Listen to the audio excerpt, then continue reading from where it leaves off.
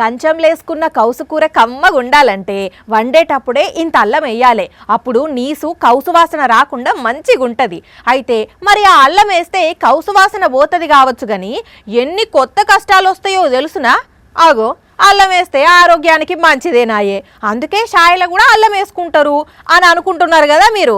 కానీ ఈగో ఈ వీడియో చూస్తే తెలుస్తుంది అల్లం ఎంత మంచిదో. జిహెచ్ఎంసి శతకుప్ప కంటే కూడా షడాధ్వానంగా ఉన్నది. ఏందిది అనుకుంటున్నారా? అల్లం పేస్ట్ తయారు చేసే అడ్డ.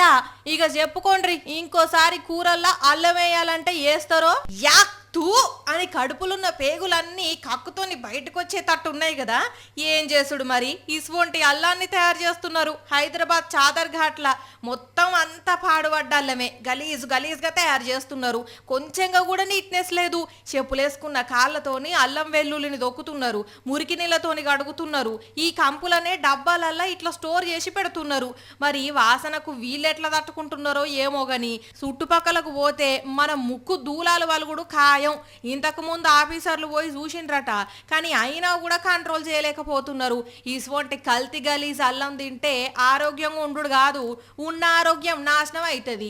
అందుకే పబ్లిక్ దుకాన్ల ఓ ఊరు పేరు లేని డబ్బాలతోనే అల్లం కనపడితే అగ్గుకు వస్తుందని కొనరనుకో, అట ఇంకా మీరే మూల్యం చెల్లించుకోవాలి. వీలైనంత వరకు ఇంట్లోనే తయారు చేసుకుంటే మంచిది. బయట కల్తీ కూడా ఘోరంగా అవుతున్నది. అయినా ఇది చూసినాక కూడా ఇంకా బయట అల్లం ఎవరు కొంటారు తీయండ్రి. అయినా కొన్నారు అంటే మీకో దండమే పెట్టాలి.